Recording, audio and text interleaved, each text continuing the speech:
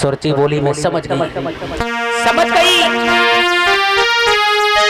कि तुम रात साथ घर रहे, जान बिन ले रही धमकाई। महाराज और बादिन की करियो याद कसम जब खाई।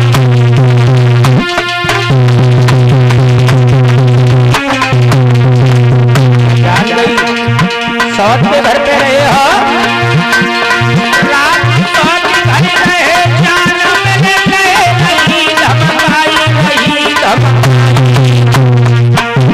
बादिन की करियो याद कसम जब खाई।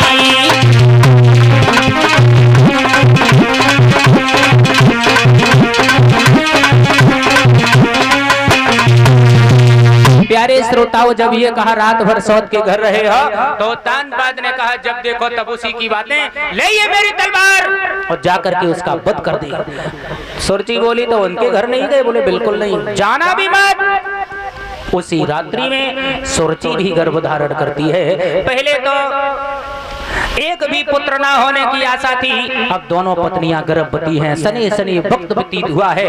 प्यारे श्रोताओं, तो कवि कल्पना करता है कि एक ने किया गर्भाधारण, उस दिन से पलंग न छोड़ा है। एक ने बराबर आज तलक खेतों का नाज बटोरा है। एक को उतना ही काम करना पड़ रहा है मैया सुनीति को जितना पहले करती थी। और सुरची के जिस दिन से गर्भ आया है उस दिन से पलंग से कदम नीचे नहीं रख रही है। हजारों दासी लगी है, कोई पैर दबा रही है, कोई सर दबा रही है, और कऊ दासी को जगह नहीं मिल रही। परिचय जी तो दासी दासी को दबा रही है। इतना अंतर है। सने सने वक्त व्यतीत हुआ।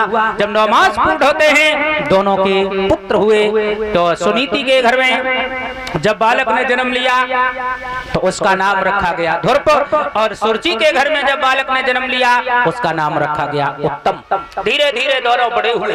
जब बड़े हुए हैं तो एक दिन दोनों भैया साथ में खेलते हुए उत्तम ने कहा है कि चलो आज हम और आप साथ में तो यहाँ खेलते ही हैं, लेकिन आज हम और आप पिता के दरबार में चलेंगे। बोले ठीक है। दरबार में जब पहुंचे हैं प्यारे श्रोताओं, उत्तानपाद ने देखा है तो मन में विचार किया है कि मैं अपने बेटा ध्रुव को, उत्तम को तो रोज ही गोद में बैठाता हूँ, लेकिन ध्रुव आज पहली बार आया है इसलिए इसे गोद में बैठा लेंगे। ध्रुव को गोद में बैठा लिया। उत्तम पैरों पे खड़े हो गए, लेकिन वहां एक चुगला बैठा था। परिचय जी, चुगला चूक तो है नहीं, गाय कहो चाहे रोए, घरे घरे फूट कराए दे, करे एक के दो। धीरे से निकल गया। सुरची से जाकर के कहा तो सुरची से कहा है कि हमने तो ऐसा लगता है कि तुम्हारा इस घर में कोई सम्मान ही नहीं है। बोले तूने कैसे जाना? कहा दरबार में जाकर के देखो। सुरची पहुंची, देखा है ध्रुव गोदी में बैठा है, उत्तम खड़ा है। तो आज ध्रुव को गोदी से खींच करके जमीन पे गिरा दिया। और जब ध्रुव गोदी से जमीन पे गिरे हैं मुंह के बल, तो मुंह से रक्त आ गया। और सुरची ने एक बात कही है, अगर तू इस गोद में बैठना चाहता है तो तुझे दासी के उदर से नहीं बल्कि मेरे उदर से जन्म लेना चाहता था। प्यारे श्रोताओं, जब ऐसे शब्द कहे और जब आज ध्रुव रोते हुए अपनी माँ के करीब पहुंचे और माँ से कहा है कि माँ सिर्फ हमें एक बात बताओ कि हमारे पिता कौन है। बोले तुम्हारे पिता को नहीं तुम जानते? कहा माँ दुख हमें सिर्फ इस बात का हो रहा है, आज मैया जब हमें पिताजी की सभा में मारती रही तुम उन्हें हमें अपना पिता बता रही हो, तो जब वो हमें मारती रही तो हमारे पिताजी ने हमसे कुछ नहीं कहा। प्यारे श्रोताओं, ध्रुव माँ से पूछते हैं माँ ए मैया पूछे कोई बताइए कोई पिता का और कैसे सत भगवान रीजा में दूर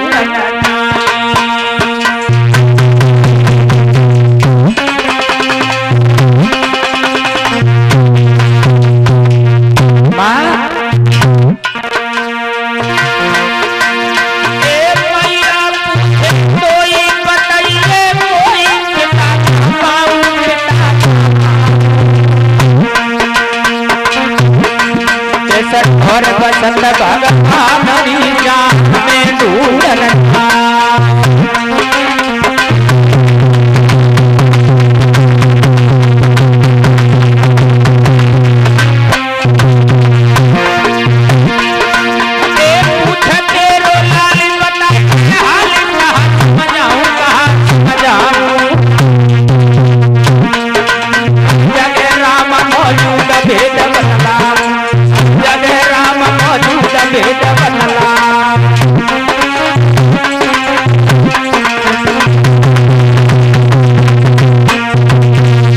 सुनीति ने कहा लाला तेरा पिता कड़कड़ में व्यापक है। तो वो ध्रुव कहते हैं माँ जब हमारे पिता कड़कड़ में व्यापक हैं, मौसी हमें मारती रही तो पिताजी ने तो हमें नहीं बचाया, इसलिए मैया तो माँ ने समझाया है कि बेटा जब तुम बड़े हो जाओ तो वन में भजन करने के लिए जाना, वहीं तुम्हें तुम्हारे पिता के दर्शन होंगे। प्यारे श्रोताओं जब ऐसे शब्द कहे हैं तो ध्रुव ने कहा माँ मैं तो बड़ा हो गया, आज माँ के पैर छू करके ध्रुव वन में भजन करने के लिए चल देते हैं। थोड़ा मैं जल्दी जल्दी कर रहा हूँ क्योंकि समय हो रहा है और सभी लोग चले भी गए। तो ध्रुव चले हैं। उत्तानपाद ने जब सुना है कि ध्रुव वन के लिए जा रहे हैं तो उत्तानपाद ने नौकरों से कहा कि जाओ उन्हें समझाओ और जाकर के ये कहो कि ध्रुव वन में ना जाए, आज से जौ की रोटी की जगह पे सुंदर भोजन मिलेगा। ध्रुव नहीं लौटे, दोबारा से नौकर फिर गए। उत्तानपाद ने कहलवा दिया है कि जाओ आज से आदि अयोध्या का राजा मेरा बेटा ध्रुव है और आदि अयोध्या का राजा उत्तम। फिर भी ध्रुव नहीं लौटे। अंत में उत्तानपाद ने ये यहाँ तक कह दिया है कि पूरी अयोध्या का राजा ध्रुव है लेकिन वन को नहीं जाए, लेकिन ध्रुव नहीं लौटे। मन में विचार करते हैं दीन बंधु बड़ी तुम्हारे नाम में शक्ति है, घर से बाहर निकले सारा राज्य मिल गया, तब तक तुम्हारे दर्शन नहीं कर लेंगे तब तक हमें चैन नहीं आएगा। वन में पहुंचे, ब्रह्मापुत्र देव ऋषि नारद से भेंट होती है। ब्रह्मापुत्र देव ऋषि नारद ने कहा है कि कौन हो, कहाँ जा रहे हो? कहा भगवान के दर्शन करने के लिए। बोले पागल है, सारी जिंदगी हो गई हमें बीड़ा बजाते बजाते हाथों में ठेटे पड़ गई, हमें कभी भगवान के दर्शन नहीं हुए, तू भगवान के दर्शन करने जा रहा है? बोले तुम ढोंगी महात्मा हो। तो प्यारे श्रोताओं नारद ने कहा है कि भजन करने के लिए जा रहे हो, गुरु किए? तो ध्रुव ने कहा गुरु क्या होते हैं बाबा जी? बोले गुरु वो होते हैं जो अंधकार से प्रकाश की ओर ले जाते हैं, उन्हें कहते हैं गुरु। और नारद ने समझाया कि बिन गुर भवन रहे न कोई, चाहे बिरंच शंकर सम होई। तपस्या करके चाहे प्राणी शंकर जी के बराबर हो जाए लेकिन बिना गुरु के उद्धार नहीं होता। प्यारे श्रोताओं जब ऐसे शब्द कहे हैं तो नारद को ही ध्रुव ने अपना गुरु बनाया और नारद ने ध्रुव के लिए यमुना के किनारे एक सुंदर सी कुटिया बनाई और ये कहा है कि भगवान चतुर्भुजी रूप होगा, चार भुजाएं, हाथ में शंकर चक्र गदा पद्म होगा, सुंदर सा चेहरा होगा और बड़े बड़े घुंघराले बाल होंगे। जब भगवान की तस्वीर अंकित करा दी ध्रुव तपस्या करने के लिए बैठ गए। प्यारे श्रोताओं जब पहला आसन ध्रुव का 3 महीने का लगा, उसके बाद जल पिया, दूसरा आसन 6 महीने का लगाया, उसके बाद में कैथ का वृक्ष खड़ा था, पत्तों को पीसा, हथेली से पान किया, 2 अंजन जल पिया, सीधे पैर के अंगूठा पे खड़े हो गए, दोनों भुजाएं ऊपर को कर ली और जब दोनों भुजाएं ऊपर को की हैं इंद्र का इंद्रासन हिलने लगा। यानी कि जो ध्रुव ने खींची प्राण वायु और तो हवा रुकी त्रिलोकों की, अरे कोहराम मचा ब्रह्मांड हिला तम घुटने लगी, प्राणी लगी प्राणियों की।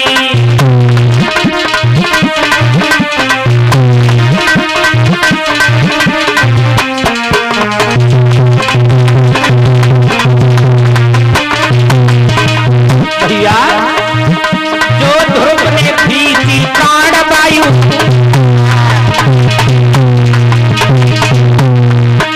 तो हवा रुकी त्रिलोकों की, कोहराम मचा ब्रह्मांड हिला दम घुटने लगी, प्राणी